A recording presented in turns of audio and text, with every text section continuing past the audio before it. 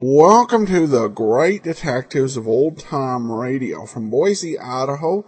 This is your host, Adam Graham. If you have a comment, email it to me, box13@greatdetectives.net. Give us a call. The number is 208-991-4783, and become one of our friends on Facebook, facebook.com/Radio Detectives. Today's episode is brought to you by the financial support of our listeners. Thank you so much for all of your support.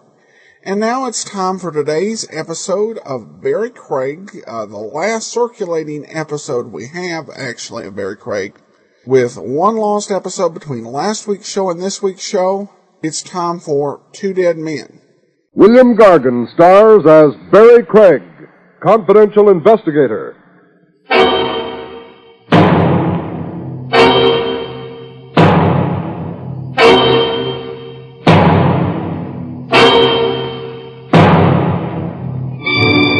For that charge to cure that tired, listless feeling, apply to a switch artist named Max. Max, of course, being the state electrocutioner.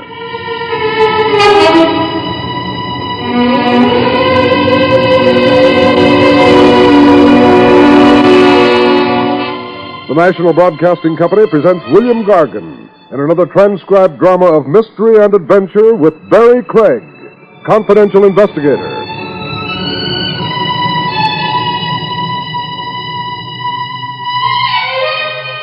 Barrie Craig speaking. Any formula for mixing dynamite is good enough, provided the end result is an explosion. What is the Craig formula for dynamite? Okay, 2 ingredients are required, namely, amateur tennis and the international social set. The result? Strictly dynamite. I had both ingredients wished on me one balmy summer's afternoon at the tennis matches. I was in the grandstand box under the candy-striped awning. Ah, life as she is lived. A tall iced drink in my hand and my hostess at my elbow. Said doll, an aging blonde, was Hilda Hobson, former screen star, very rich, very eccentric, and queen of the International Cafe Society. Great, wonderful! Oh. The tennis match in progress was the tournament championship finals. Kurt Kenny versus Bobby Blaine. Both lads as big in tennis as Rocky Marciano in boxing. The player, Kurt Kenny, was, oddly enough, husband to Hilda Hobson. I said oddly enough because the boy was 25, about half the age of his bride and my client. What was I doing in a twosome with Hilda Hobson? Watching her jewels. $250,000 worth of ice, as the lady herself explained it. Oh, I wear my jewels to the tennis finals every year. It's traditional. It's wicked. Hold still while I take inventory. By the by, who's winning out there? Bobby Blaine's leading in the 5th set. Kenny and Blaine won 2 sets apiece so far. This one's the rubber match. Yes, Kurt's behind 4-love. 4-love meaning 4-0, 5th set. Looks like your hubby's chances for the championship is down the drain. It does look hopeless for Kurt. Oh, well. Oh, played! Wonderful! Oh, wonderful. What was played? You're not watching the match. I can't and also watch your jewels. Oh, and ace. Bobby Blaine just scored a beautiful service ace. You sound like you're rooting Blaine in instead of Kurt Kenny. Blaine is such a beautiful player. Well, so is your husband. Kurt? Kurt is past his peak. Oh? What goes now? They call time. Mr. Craig, will you please follow the game and stop asking me questions? I'm beginning to feel, well, heckled.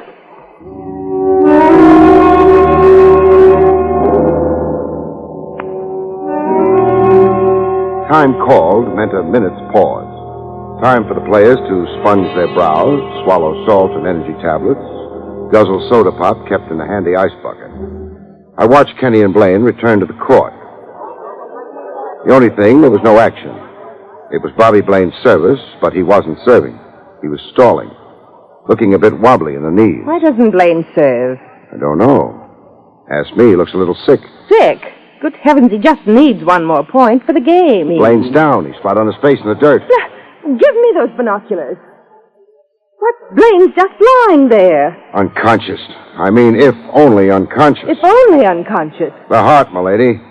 5 grueling sets in the 90-degree heat, or are tennis players immune to heart attacks?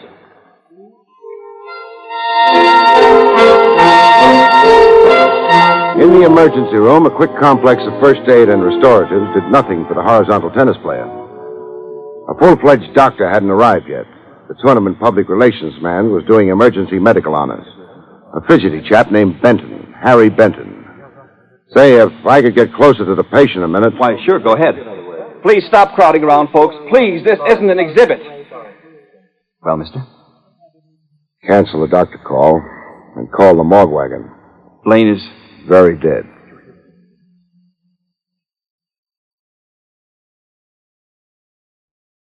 Blaine's heart, was it?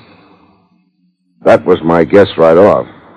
But I don't think so any longer. You don't think so? The rigidity of the face and the neck muscles. Pretty horribly contorted. Blaine died in agony. What are you sniffing at? A powdery residue around his lips. Oh, that's the salt tablet. Salt is odorless. You find a smell? Enough to bowl me over. But not quite like it bowled Brother Blaine over. Blaine was poisoned, a quick poison to which he reacted almost immediately. $10 says the medical examiner will spell out the text of my diagnosis. Murder.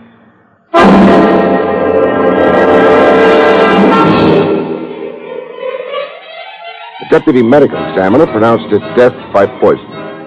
The murder made big evening headlines and juicy gossip among the tennis set. I had an evening drink with the public relations man, Harry Benton, at Benton's request. We met in a place called the J. Cretan Memorial Club. I want to engage your professional services, Mr. Craig. To do what? Clear up the mystery. Who murdered Bobby Blaine and why? Yes. Well, have some faith in the police. We want a private operative working in close liaison with us. We and us. Explain the plural. Well, sir, I represent the J. Cretan Memorial Tennis Association. You know the name J. Cretan? Hazily. A champ tennis player once upon a time. A tennis giant, Mr. Craig. Cretan died in the 20s. He left a $5 million trust fund to endow tennis, encourage and develop young players. Et cetera, et cetera. It's embarrassing. It's bad public relations. It's a black eye for the J. Cretan Foundation. Yes. Will you take the job? I took it 10 minutes ago. I'd love some of the J. Cretan Memorial loot for myself. What have I got against money? Now, orient me. Who in Tennis Society had murderous impulses toward the late Bobby Blaine? Tennis Society is a world unto itself. Pretty peculiar. You've no idea, Mr. Craig. You're a guy who just loves talking around the mulberry bush, making with the long-winded preambles. Come on, Benton. Take me inside tennis.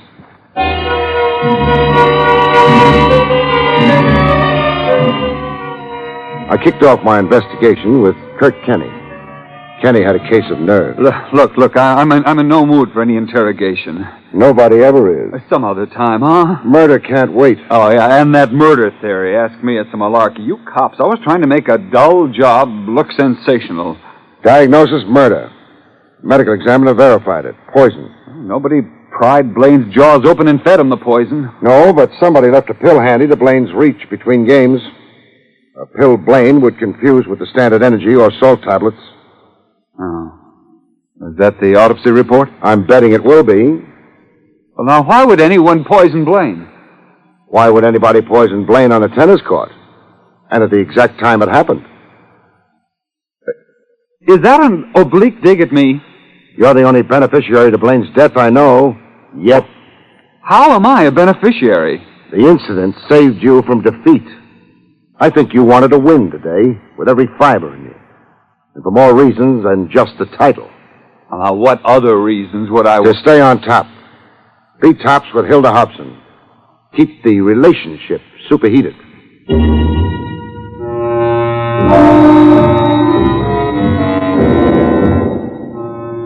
If Hilda Hobson had any inhibitions, they weren't showing. You deserted me there in the stadium. I'm sorry. A corpse generally has priority. I suppose you've come to ask me embarrassing questions. You could just let me read your diary. Oh, not on your life. Ask your first question. At the game today, I guessed you to be sour on Kenny and sweet on Bobby Blaine. Was it so obvious? And how did Blaine feel? That is, before he lost all feeling. Very eager for my company. Very eager to win the title of Mr. Hilda Hobson from Kenny? I'd half promised Blaine I'd divorce Kurt Kenny, but what dull questions, Mr. Craig. Sorry. What power do you wield over these young athletes? I'm worth $5 million, Mr. Craig. My husbands enjoy liberal allowances. Oh, walking around money. Who and play tennis. Answer me this. What fatal appeal do these young men have for you? Can I get a frank answer? No, you can't. Well, then give me a funny answer. As a girl, I idolized the classic Greek gods. At 50, I still do. Now, who murdered Bobby Blaine? I suppose Kurt Kenny, poor deluded boy. As if the removal of Blaine could possibly help him with me. Would it? No. Some other Greek god on the horizon? One always happens along. Oh, sure. There are 6 major tournaments before the close of the year. Your young Greek gods, all born poor on the wrong side of the tracks. All crazy to get invited to the best places, using a tennis racket to club their way into society. Oh, it's a nice, vicious circle.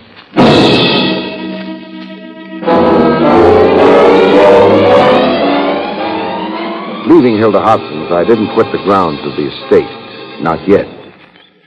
I headed for the garage. The Hobson chauffeur had an apartment over the garage. A chap named Pepe Zaretti. He'd figured in the purple gossip the public relations man Harry Benton had passed along to me. Like his boss lady, Pepe was but totally uninhibited. Was I once the husband of Hilda? Yes. I had that unforgettable pleasure. You were a South American tennis title holder once. I was the best tennis player in the world once. Until Hilda married you and put you on an allowance. I have no regrets. It was a charming interlude, our marriage. Guinea hen, champagne, skin diving in Bimini.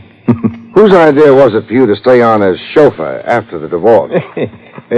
We arrived at the idea, how you say, simultaneously. Hilda does not love Pepe anymore, but she does not hate me. So I stay to serve her this way, as her good friend and chauffeur. How's your tennis? I am fat here in the middle, and here in my wrist, rheumatism. Very sad. So who poisoned Bobby Blaine? You want me to answer that? I'd appreciate it. Poor Kurt Kenny. How terrible if Pepe Zaretti sent him to the electric chair, huh? You're saying Kurt Kenny did it? Yes, I say. I say what I see. Now, what did you see and where? Driving to the stadium this morning for the championship finals. I am driving Kurt Kenny. We have stopped to give Bobby Blaine a lift. Cozy. The opposition riding to the battle together. No, it's a courtesy. Blaine's car is broken down. He's stranded on the highway as we pass. Go on. Well, in the car, I hear with my ears Bobby Blaine saying that he forgot his energy pills, that they are left in the dashboard compartment of his car.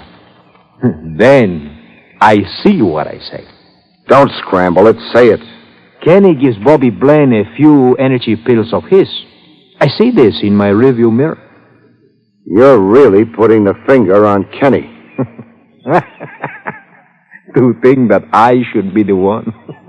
Now tell me, who succeeded you as Hilda's husband? I mean, direct succession. Kurt Kenny. Hilda saw him win a tournament in Milan. And that night she locked me out of the house. Fini, we were through.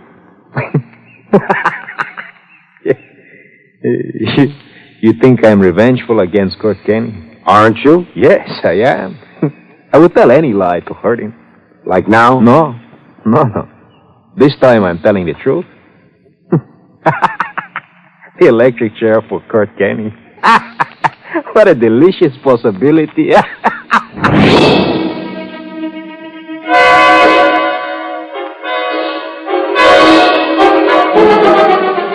I found Blaine's buggy in a Trilex garage, where it had been towed for repairs. I had to force the lock of the dashboard compartment. There was at least some truth to Pepe Zaretti's testimony. Found a small cardboard box. The box contained square white tablets, energy pills, presumably. It now looked like the late Bobby Blaine could have borrowed a few pills from Kenny. A few pills with one of them doctored with a deadly poison. That is, unless somebody hadn't planted the ones I'd just found to incriminate Kenny. Somebody like Pepe Zaretti. A nice trick, very easy to work. My client, the public relations man, Harry Benton, perspired freely over my temporary report. If you prove Kurt Kenny guilty of the murder, what a blow to tennis. What a blow to the J. Cretin Memorial Association, you mean? Yes. The association originally discovered and sponsored both Kenny and Blaine. Both were identified with the association as protégés. The fund maintained them, paid their college bills, developed them as players. Until Hilda Hobson took over the burden. Well, you can't blame the fund. Maybe not. But boys born to working-class families lose their sense of balance in a susceptible atmosphere. Too many of the expensive set making a fuss over them. I mean, if the boy's a winner. And only for so long as he continues to be a winner. Ask me. Big tennis could use a little more soul. However... That's neither here nor there. Mr. Craig, the problem now is how to restrain the press. Restrain the press from what? From sensationalizing Kurt Kenny's arrest. I've got to get them to play it down in the interests of tennis. You're being a little previous, Benton. Kenny hasn't been arrested. Nor is it sure he will be. I'm not fully convinced of his guilt. Yes, but I am. Only as a result of my report? Your report and something I discovered last night. What? Kurt Kenny had money bet in his finals match with Blaine. Quite a sum of money. $5,000.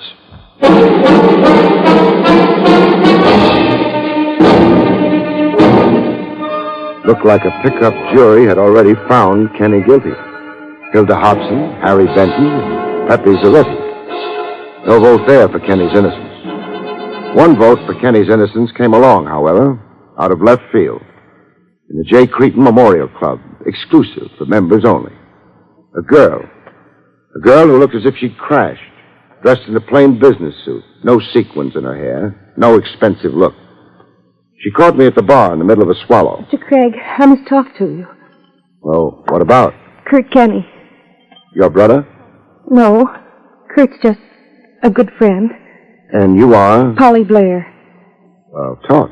The infamous stories about Kurt, they're all lies. Kurt's fine and gentle. He couldn't hurt a fly. Nice character reference, but how well do you know him? As I know myself. That's a pretty broad statement. I know his true nature, his dreams, ambitions, his inner thoughts. You see, Kurt confides in me. Someone he can talk to, frankly and openly. You sound like a sweetheart. Kurt's a married man. Well, husbands sometimes stray. Don't please add to the infamy circulating about Kurt. Isn't it difficult enough for him? It is. Help Kurt. Believe in him, as I believe in him. The stories you hear that Kurt could poison. Lies. All horrible, godly lies.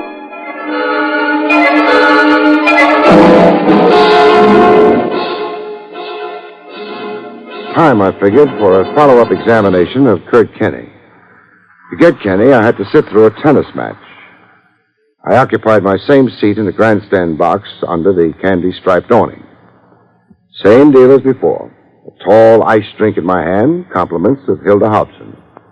Hilda herself was loudly in evidence. Aye, but Kurt is sharp today. Yeah, going great. Service aces, passing shots, drop shots, right on his game. Like he didn't have a care in the world. Kurt, without a care in the world. You know better, huh? Oh, I live with the man. Been drinking like a fish. Up all night with insomnia. Why, he hasn't had a bite of food for days. He's playing on sheer nerves. Oh, that's tough. Booze, insomnia, starvation. So when does he begin being homeless, Hilda? Homeless? You're giving him the boot, I remember you saying. Or was there a change of heart since? There hasn't been. I want especially to be fancy-free for the eliminations this summer in Rome.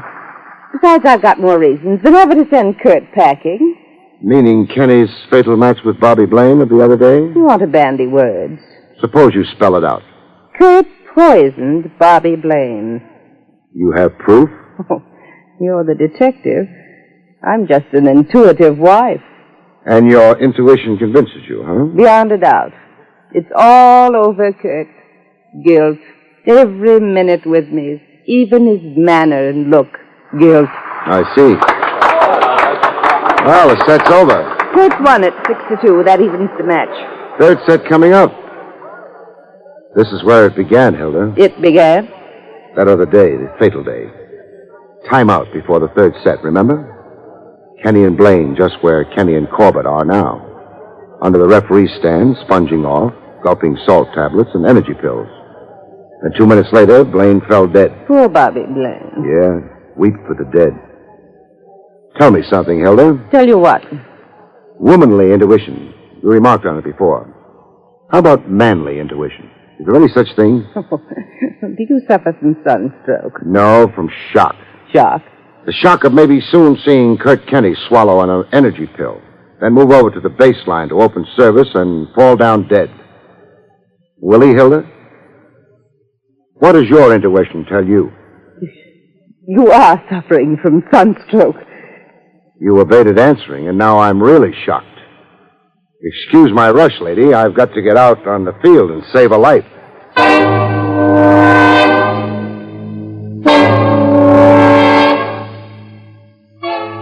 I was on the field in time to prevent Kenny from swallowing a white pill, salt or energy. I had to wrestle him out of his hand. Now, come on, give them up, Sonny. Have you gone insane, Maybe Craig? I have. A cop goes intuitive. He could be shaping up for a psychiatric ward. But intuitive? Well, what's your idea about these pills? I see you're getting kind of intuitive yourself. I want these pills sent to the police chemical lab for testing. If they're okay, call me impulsive. If they contain poison, call Hilda Hobson, Madam Bluebeard.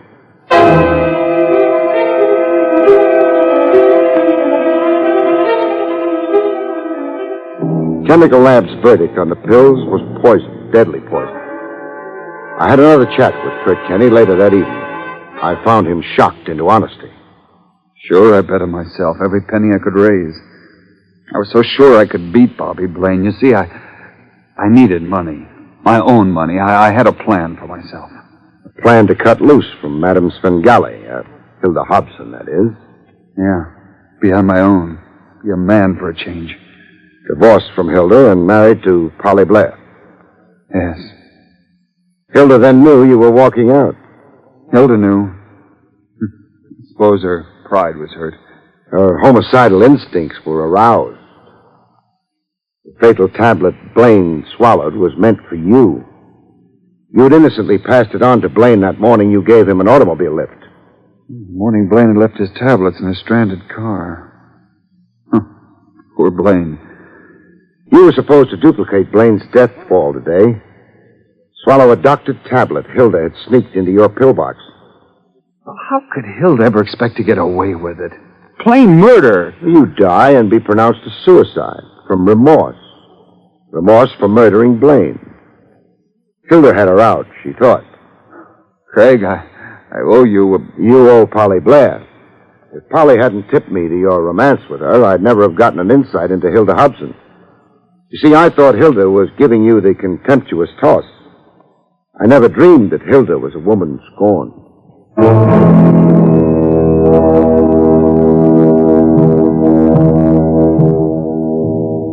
I had a few parting words with Hilda Hobson in police headquarters, watching her get mugged and fingerprinted. Kurt was leaving me. Leaving me, Hilda Hobson, for a cheap little gammon. For a girl he could have equality with. I suddenly saw myself as old and unwanted. Unwanted. Very moving scene, Hilda. Normally I'm a softy for tragic emotion. But right now, for the life of me, I can't get an idiotic jingle out of my head. Idiotic jingle? What? I'll say it, but don't hate me. Tennis, anyone?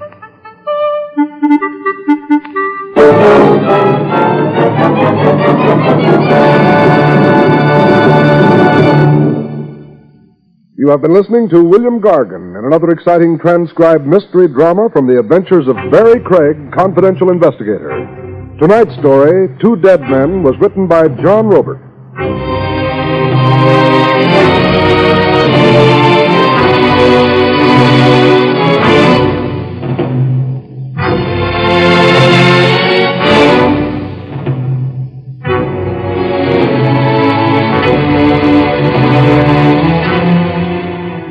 The National Broadcasting Company has just brought you an NBC Radio Network production with William Gargan starring as Barrie Craig, confidential investigator, directed by Andrew C. Love. Our cast included Virginia Gregg, Herb Ellis, George Neese, and Tony Barrett.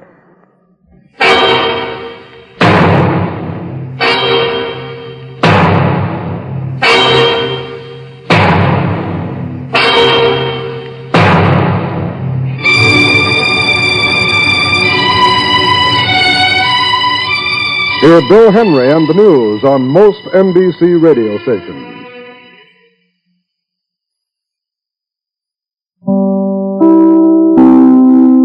Welcome back. Well, not the greatest line to end the list of existing episodes, but of course there was actually one episode after that, from June 30th of 1955, The Man Who Didn't Get Them Wholesale. And of course, the episode before this, which is also lost, was Brainwashed.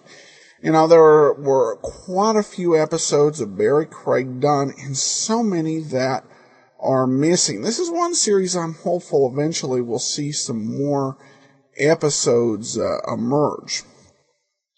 Because there were 192 episodes done, and we have 59 in circulation. So I'm hopeful that we'll see some of those other 133 episodes come into circulation. We can share them with you. And of course, I mentioned this before, but now as we're ending the series, it's important to remember how William Gargan ended his career. He kind of semi-retired after the show ended, and he did a remake of Martin Caine, which was made for international audiences. In 1960, he ended up playing in a former president of the United States that was dying, and his performance was very realistic because, unknown to him, he had cancer.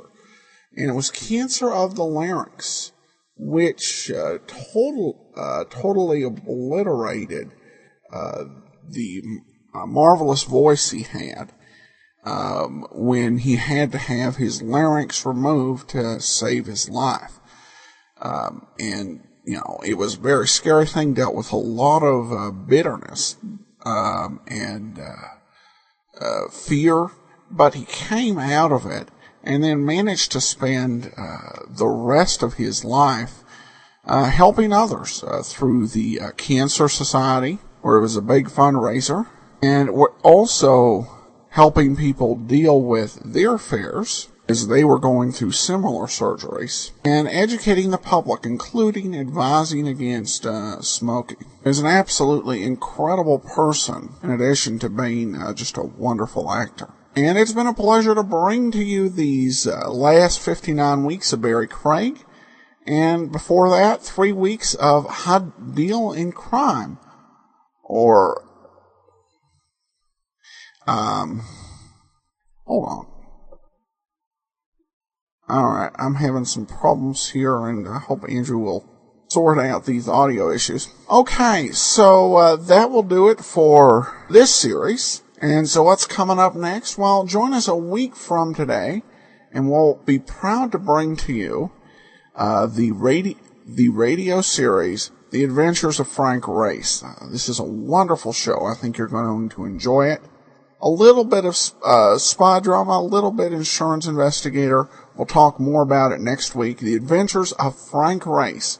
Be sure to join us for that next Monday. And then tomorrow, it's time for the premiere of another new series.